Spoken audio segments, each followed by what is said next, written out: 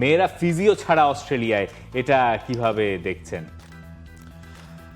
এটা ধরেন একটা সিস্টেমেটিক হ্যাজার্ড, মানে ফল্ট হয়ে গেছে। হ্যাঁ, এইটা চাইলে অন্য কোনোভাবে হয়তো সলিউশনটা করা যেত, বাট সময় এইটা একটা ফ্যাক্টর ছিল।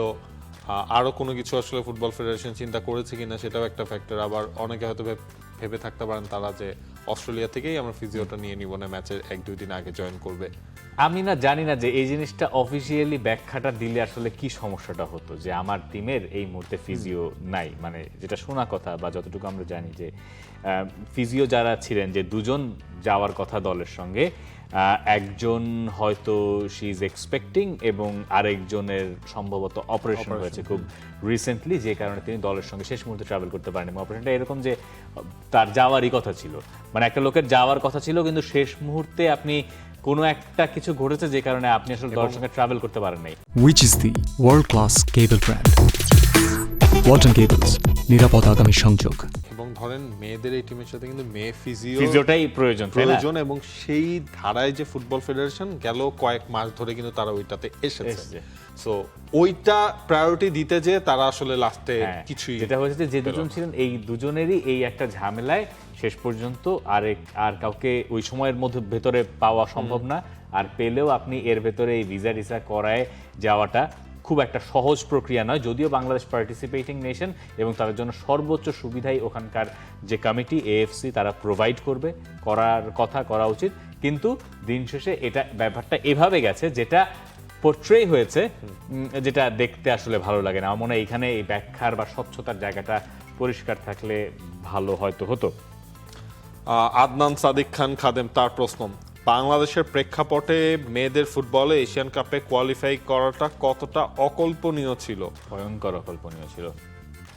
ধরেন এই 2026 এশিয়ান কাপে যে বাংলাদেশ খেলবে, এইটা হয়তো প্রথম সাফ জেতার পর, সেকেন্ড সাফ জেতার পরও কেউ আসলে কল্পনা করে নাই।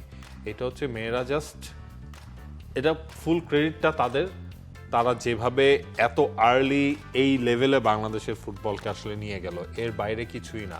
যদি বলেন যে তাদের জন্য খুব ফ্যাসিলিটিস দেওয়া হয়েছে, তাদের জন্য অনেক কিছু করা হয়েছে, বা মিশন অস্ট্রেলিয়া প্ল্যান করেই ফুটবল ফেডারেশন অনেক দিন থেকে কাজ করছিল, এটা বললে আসলে মিথ্যা কথা বলা হবে।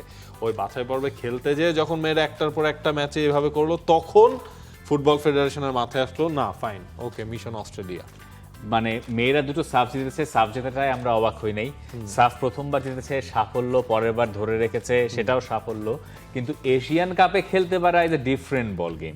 বাংলাদেশ যখন মিয়ানমার, বাহরাইন, আর কে ছিল, মিয়ানমার, কিরগিজস্তান, তুর্কমেনিস্তান, ভুলে গেছি আর বাকি দুটো দেশ, যারা ছিল তাদের ভেতরে বাংলাদেশ জানতো যে মিয়ানমারের সঙ্গে জেতা খুব কঠিন হবে। মিয়ানমার নিয়মিত এশিয়ান কাপে খেলে, এই জায়গায় খেলারই কথা আসলে মিয়ানমারের। পরে যে মিয়ানমারকে বাংলাদেশ হারিয়ে দেবে, এটাও আমরা আসলে কেউ কল্পনা, খুব কম লোকেই করেছেন, কিন্তু ফুটবলারদের ভেতরে বিশ্বাস ছিল। এইটাই যদি বাংলাদেশের উইমেন্স ফুটবলাররা এই ব্যাপারটা মনে পুষে রাখতে পারেন, যে তাদের তো এখানে কোয়ালিফাই করার কথা ছিল, কিন্তু তারা ঠিকই মিয়ানমারকে হারিয়েছেন, তার আগ পর্যন্ত ব্যাপারটা বাস্তবে তো দেখা যাচ্ছিল না, এইবারও বাস্তবে দেখা যাচ্ছে না। কিছু একটা করে দেন, আপনারা তো পারেন, আপনারা তো রিয়েল লাইফ ওয়ারিয়র, আপনারা তো real life winners, you are the champions. আমাদের চ্যাম্পিয়নরা একটু ডিফারেন্ট টাইপের চ্যাম্পিয়ন, এটা চ্যাম্পিয়নদের টুর্নামেন্ট, কিন্তু আমাদের চ্যাম্পিয়নরা জীবন যুদ্ধে জয়ী এরা। তো এরা যদি যে কোনো সময় যে কোনো কিছু করে দিতে পারে, এই আস্থাটুকু আমার আসলে আছে। কিন্তু বাস্তবতায় পা রেখে আমরা প্রত্যাশাটাকে ছাপিয়ে যেতে চাই না। প্রত্যাশাকে ছাপিয়ে পারফরমেন্স হতে পারে, সেটা হলে ভালো, কিন্তু সে যদি নাও হয় তবুও ভালো, এটাই আমরা বলার চেষ্টা করছি। For more updates, subscribe to our YouTube channel and click on the bell icon. Follow us on Facebook and Instagram. Download T-Sports app to enjoy exciting games and highlights. Visit tsports.com.